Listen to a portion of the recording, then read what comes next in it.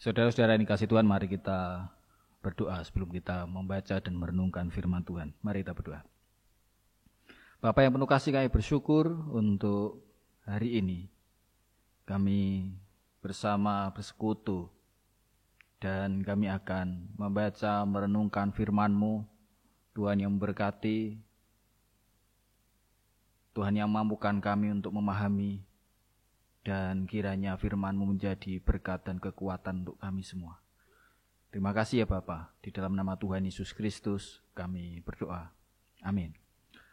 Jemaat yang dikasihi Tuhan, firman Tuhan hari ini diambil dari Injil Yohanes pasal yang ke-11.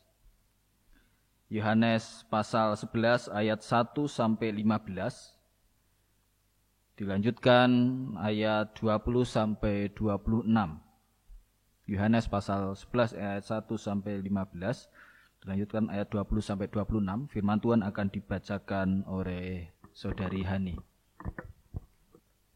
Yohanes 11 ayat 1 sampai 15 dan ayat 20 sampai 26. Lazarus dibangkitkan. Ada seseorang yang sedang sakit, namanya Lazarus. Ia tinggal di Betania, kampung Maria dan adiknya Marta. Maria ialah perempuan yang pernah meminyaki kaki Tuhan dengan minyak mur dan menyekanya dengan rambutnya. Dan Lazarus yang sakit itu adalah saudaranya. Kedua perempuan itu mengirim kabar kepada Yesus, "Tuhan, dia yang Engkau kasihi sakit." Ketika Yesus mendengar kabar itu, ia berkata, "Penyakit itu tidak akan membawa kematian, tetapi akan menyatakan kemuliaan Allah. Sebab oleh penyakit itu anak Allah akan dimuliakan." Yesus memang mengasihi Marta dan kakaknya Lazarus. Namun setelah didengarnya bahwa Lazarus sakit, ia sengaja tinggal 2 hari lagi di tempat di mana ia berada. Tetapi sesudah itu, ia berkata kepada murid-muridnya, "Mari kita kembali ke Yudea." Murid-murid itu berkata kepadanya, "Rabi, baru-baru ini orang-orang Yahudi mencoba melempari Engkau.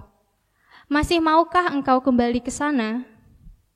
Jawab Yesus, "Bukankah ada 12 jam dalam satu hari? Siapa yang berjalan pada siang hari, kakinya tidak terantuk, karena ia melihat terang dunia. Tetapi, jikalau seorang berjalan pada malam hari, kakinya terantuk, karena terang tidak ada di dalam dirinya." Demikianlah perkataannya. Dan sesudah itu, ia berkata kepada mereka, "Lazarus, saudara kita, telah tertidur. Tetapi aku pergi ke sana untuk membangunkan dia dari tidurnya."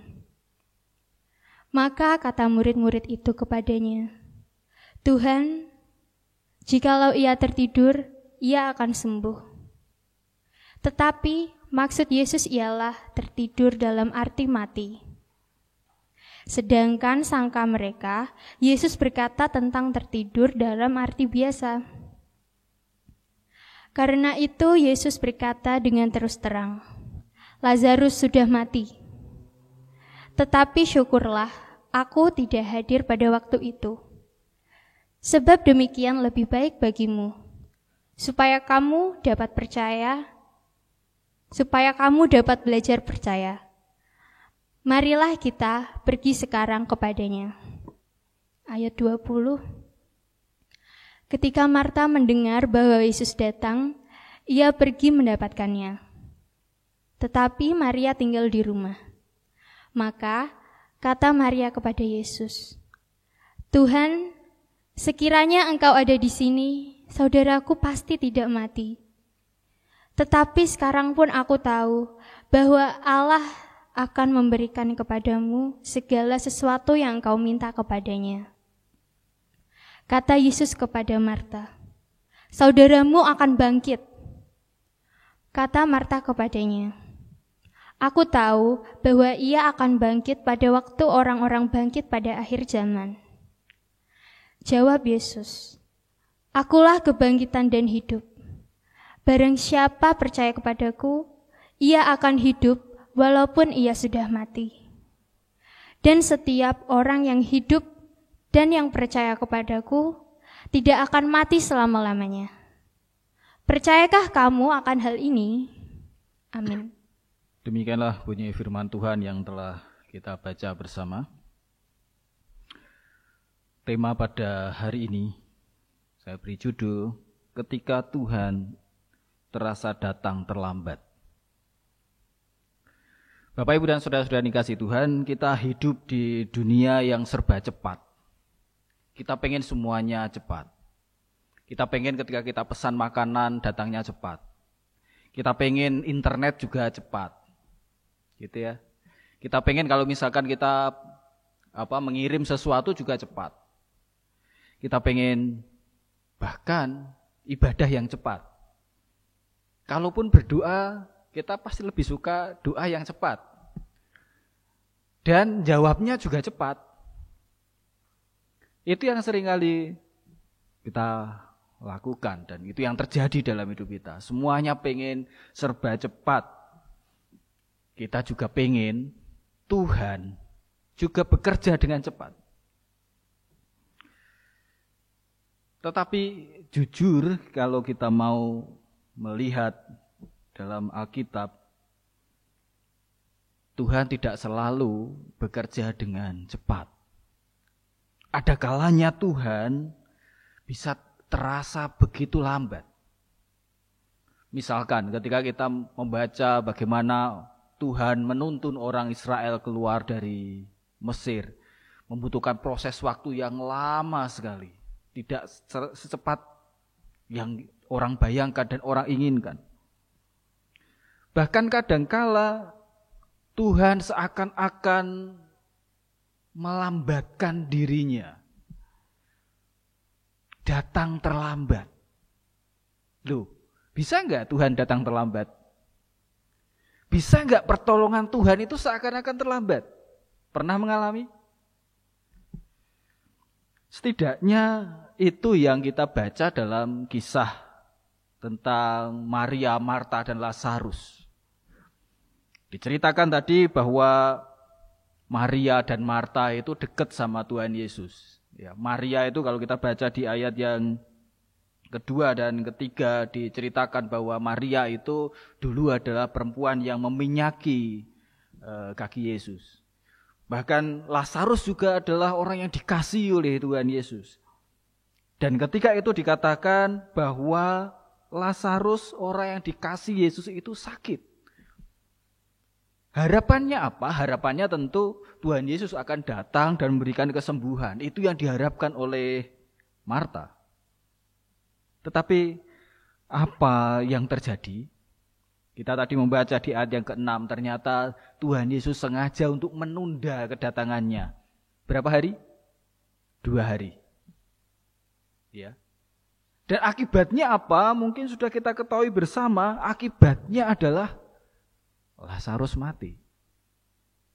Oleh sebab itu kita bisa memahami apa yang disampaikan oleh Marta dan Maria. Kalau kita baca di ayat 22 dan juga 32, Marta dan Maria berkata seakan-akan begini, andaikan engkau datang, pasti Lazarus tidak mati. Ibaratnya mengatakan, kenapa kok datangmu terlambat Tuhan? Orang yang kau kasih sudah meninggal. Iya, ternyata Tuhan datang terlambat. Apa yang bisa kita pelajari? Setidaknya ada 3 hal pada pagi hari ini yang bisa kita pelajari bersama. Yang pertama, bahwa ada kalanya Tuhan memang menahan diri untuk bertindak. Ada kalanya Tuhan memang sengaja untuk lambat. Ada kalanya Tuhan sengaja untuk menunda. Dan sayangnya kita enggak suka. Kita pengen kalau misalkan kita bisa WA kepada Tuhan gitu ya. Kita WA, ibarat kalau orang WA itu biasanya kalau enggak dibalas-balas itu ditulisi P gitu ya. Mbah karepe apa? P wae. Emang kalau P terus dibalas. Enggak, bisa saja gitu. Kita enggak suka itu. Kita sukanya itu ya Tuhan selalu ada. Ketika kita membutuhkan pertolongan dia ada. Ya minimal kayak film-film superhero. Tahu film Superman ya, film Superman kan gitu. Kadangkala memang sengaja agak terlambat, tapi pasti on time. Misalkan ketika pacarnya Superman itu siapa? Lois ya. Lois Lane atau siapa ya? Si Lois itu kemudian misalkan jatuh. Wah, payah ini mau jatuh. Tapi kemudian di detik-detik terakhir kemudian disambarlah sama si Superman. Tenet gitu ya. Kemudian dibopong gitu kan. Kan romantis sekali, pengennya sih seperti itu. Di detik-detik terakhir tiba-tiba Tuhan membuat mujizat. Tuhan datang menolong dan kita semuanya bergembira. Ada pertolongan Tuhan. Tapi itu film. Dan tidak selalu itu terjadi dalam hidup kita. Bisa saja itu terjadi, iya. Tapi ada kalanya itu tidak terjadi. Ada kalanya kita ketika kita mau jatuh, kita mengharapkan Tuhan menyambar seperti Superman, ternyata ya enggak ada, ya jatuh tenanan. Atau ketika kita sedang terpuruk, kita ingin ada mujizat terjadi. Ternyata ya memang terpuruk juga. Ketika kita misalkan nembak pacar berkali-kali enggak dapat, yang terakhir ini Tuhan pasti dapat, ya enggak dapat juga. Terus piye jal? Ada kalanya itu terjadi toh. Demikian juga dalam hidup kita, dalam keluarga kita. Saat-saat genting itu terjadi dalam kehidupan pribadi kita, saat sakit mungkin. Kita tidak suka. Tetapi ada kalanya Tuhan memang sengaja untuk terlambat. Mengapa? Ini menarik, ternyata ada sesuatu yang dipersiapkan Tuhan Yesus. Ayat yang keempat disebutkan demikian. Ketika Yesus mendengar kabar itu, ia berkata, penyakit itu tidak akan membawa kematian, tetapi akan menyatakan kemuliaan Allah, sebab oleh penyakit itu anak Allah akan dimuliakan. Jadi memang ada kesengajaan untuk apa? Untuk kemuliaan Allah yang akan dinyatakan. Ya, jadi ada kesengajaan, melalui itu ada karya yang lebih besar yang akan Tuhan kerjakan. Bahkan ketika Tuhan Yesus tahu bahwa Lazarus meninggal, ayat 14-15 ini menarik sekali kalau tadi kita baca. Dikatakan demikian. Karena itu Yesus berkata dengan terus terang, Lazarus sudah mati. Tetapi syukurlah aku tidak hadir pada waktu itu. Loh, kok iso bersyukur? Sebab demikian lebih baik bagimu supaya kamu dapat belajar percaya. Marilah kita pergi sekarang kepadanya. Jadi saudara-saudara yang kasih Tuhan, ada maksud Tuhan kenapa ia sengaja untuk menunda, menahan diri, sengaja untuk terlambat. Karena itu menjadi media pembelajaran untuk para murid. Pembelajaran iman tentunya, belajar untuk percaya. Bapak Ibu dan saudara-saudara yang kasih Tuhan, kadangkala ada sesuatu yang kita pelajari itu tidak hanya dari pengetahuan, tapi dari pengalaman. Iman memang bisa kita pelajari melalui pengetahuan kita bisa belajar. Tapi pengalaman iman hanya bisa kita alami melalui peristiwa-peristiwa hidup kita. Seperti misalkan ya, soal yang sederhana, penyertaan Tuhan, kebaikan Tuhan, kasih Tuhan. Bisa saja kita hafalkan, kita tahu secara nalar, tetapi kita harus jujur bahwa pengalaman tentang kasih Tuhan, pengalaman tentang penyertaan Tuhan itu harus dialami. Dan kadangkala itu kita alami justru melalui pengalaman-pengalaman yang tidak kita inginkan. Justru melalui pengalaman-pengalaman semacam itu, ketika Tuhan sengaja untuk menunda kedatangannya, menunda keterlibatannya, suatu ketika itu dipakai untuk mengajak kita semakin percaya. Ada sesuatu yang lebih besar yang akan Tuhan kerjakan. Jadi buat Maria, buat Marta, kedatangan Yesus itu terlambat. Tetapi dalam perspektif Yesus, ia sengaja datang terlambat. Kenapa? Karena dia punya sesuatu yang lebih besar. Ada waktu tertentu yang akan dia nyatakan melalui peristiwa-peristiwa yang sedang dihadapi oleh Maria dan Marta. Nah, Bapak Ibu yang dikasihi Tuhan, ketika kita bergumul seakan Tuhan datang terlambat, marilah kita berpikir demikian. Ada hal yang dipersiapkan Allah. Itu menjadi media Tuhan untuk supaya kita punya pengalaman bersama dengan Tuhan. Ada sesuatu yang akan dikerjakan oleh Tuhan yang lebih besar melalui peristiwa-peristiwa yang Tuhan izinkan kita hadapi. Misalkan dalam keluarga kita misalkan. Ketika kita bergumul, keluarga kita seharusnya dipulihkan secepatnya, tetapi harus mengalami keterpurukan. Dalam pekerjaan kita misalkan, ketika kita seharusnya ingin untuk terus bertumbuh dan bertumbuh, tetapi ternyata yang ada adalah kegagalan. Atau mungkin saat ini ketika dunia dihantui dengan wabah COVID-19. Kita pengennya semuanya serba cepat, selesai, tapi ya sampai sekarang belum juga selesai. Meski kita tidak mengerti, atau mungkin bisa saja kita kemudian menjadi kecewa, tapi yang penting kita lakukan adalah belajarlah percaya akan karya Allah, akan waktu yang akan Allah kerjakan. Sehingga kita punya pengalaman yang lebih. Kita punya sesuatu yang bisa kita alami bersama dengan Tuhan. Ada karya Allah di mana Tuhan dipermuliakan di sana. Itu yang pertama. Yang kedua, dalam segala kelemahan dan kerapuhan kita, ini yang menarik. Ternyata ada Yesus yang mau hadir menemani kita. Kalau kita baca selanjutnya, meskipun ia kemudian datang terlambat, tetapi ia mau sungguh-sungguh hadir. Dia mau menemui Maria dan Marta. Bahkan yang menarik kalau kita baca secara keseluruhan, Bapak Ibu, di ayat yang ke-34 dan ke-33, kalau kita baca di sana, Yesus pun merasa ikut mashul, merasa ikut haru, dan akhirnya menangis. Apa artinya? Memang ada para penafsir yang kemudian menafsirkan dia menangis karena melihat para pemimpin dan juga orang-orang Yahudi yang begitu keras hati. Tapi kalau kita mau jujur melihat ini, ya dia memang mau menangis. Kenapa? Karena kan dia mengasihi. Dia menangis. Artinya apa? Itu menunjukkan adanya belas kasihan, berbela rasanya Yesus kepada sahabatnya. Ada keterlibatan secara emosional. Nah, ini yang menarik dan penting untuk kita. Kadangkala dalam ketakutan, keterpurukan, dalam duka, yang paling kita butuhkan itu apa? Teman. Teman itu yang paling kita butuhkan. Kita enggak butuh banyak nasihat, kita enggak butuh banyak masukan yang macam-macam. Yang kita butuhkan adalah teman yang mau menemani kita. Teman berbagi rasa. Dan itu yang dikerjakan oleh Yesus. Bersama-sama dengan Maria, bersama-sama dengan Marta. Yesus menangis. Ia yang menguatkan.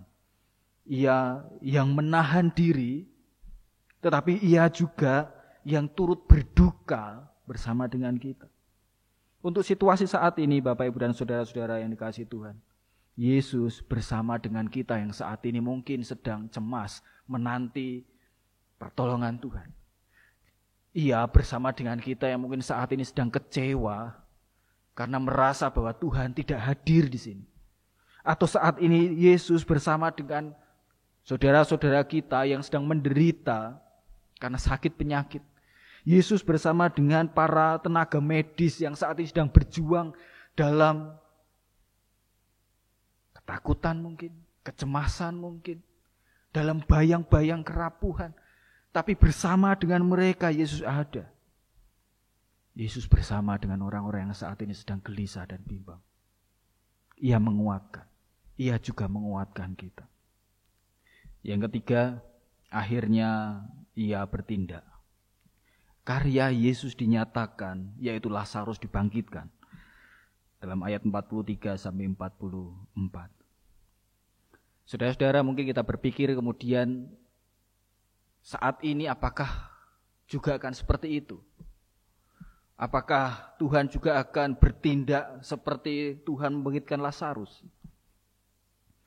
Mungkin ada baiknya kita memaknai lebih dalam. Toh akhirnya Lazarus juga akan mati. Tetapi melalui peristiwa pembangkitan Lazarus, Tuhan Yesus ingin menunjukkan siapa jati dirinya. Yaitu siapa? Ayat 25 dikatakan demikian. Akulah kebangkitan dan hidup. Barang siapa percaya kepadaku, ia akan hidup walaupun ia sudah mati. Ya, Yesuslah kebangkitan dan hidup. Di dalam Yesus ada kehidupan. Itu berarti melalui peristiwa pembangkitan Lazarus, Tuhan Yesus ingin menunjukkan bahwa kuasa kematian tidak lagi berkuasa. Karena ada kuasa Yesus yang membangkitkan.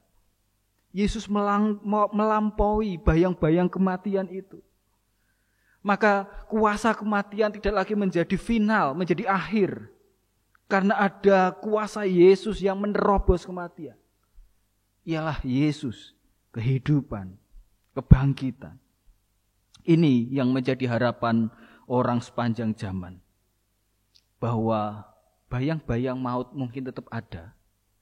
Bahwa kita hidup di dunia yang rapuh, iya. Tetapi kita diingatkan kembali, Yesuslah kebangkitan dan hidup. Ada kehidupan. Ada kekuatan yang melampaui kematian. Seterpuruk atau seberapa dalam kita mungkin jatuh. Ingatlah itu bukan akhir. Kenapa? Karena Yesuslah kebangkitan dan hidup. Dia bisa membuat sesuatu yang baru. Di balik sesuatu yang membuat kita takut, membuat kita terpuruk. Atau misalkan secemas apapun kita, sekhawatir apapun kita, itu bukan akhir. Sepesimis apapun akan masa depan kita, ingatlah bahwa itu juga bukan akhir. Kenapa? Karena Yesuslah kebangkitan dan hidup. Yang menerobos di balik kematian. Dan pada saat ini, pada masa Prapaskah yang kelima, sungguh sangat tepat sekali kita menghayati di tengah-tengah kerapuhan kita, di bawah bayang-bayang kematian COVID-19. Tapi justru hari ini kita diingatkan, Yesuslah kebangkitan dan hidup. Semoga Yesus, sang kebangkitan dan hidup itu memberi kekuatan kita, menjadi dasar pengharapan kita untuk terus melangkah. Untuk terus berjalan ke depan. Untuk terus punya pengharapan. Karena pengharapan itulah yang akan membuat kita kuat. Amin. Mari kita berdoa. Bapa yang penuh kasih, kami bersyukur untuk firman-Mu. Kami bersyukur untuk semua peristiwa hidup yang boleh kami alami. Meskipun kadang kami samar. Meskipun kadang kami tidak tahu. Tapi kami yakin bahwa Engkau berkarya di sana, bahwa Engkau menemani kami, bahwa Engkau akan bertindak, memberikan kekuatan dan pengharapan dalam hidup kami. Terima kasih untuk firman-Mu ya Tuhan, biarlah menjadi berkat untuk kami semua. Di dalam nama Tuhan Yesus Kristus kami berdoa. Amin.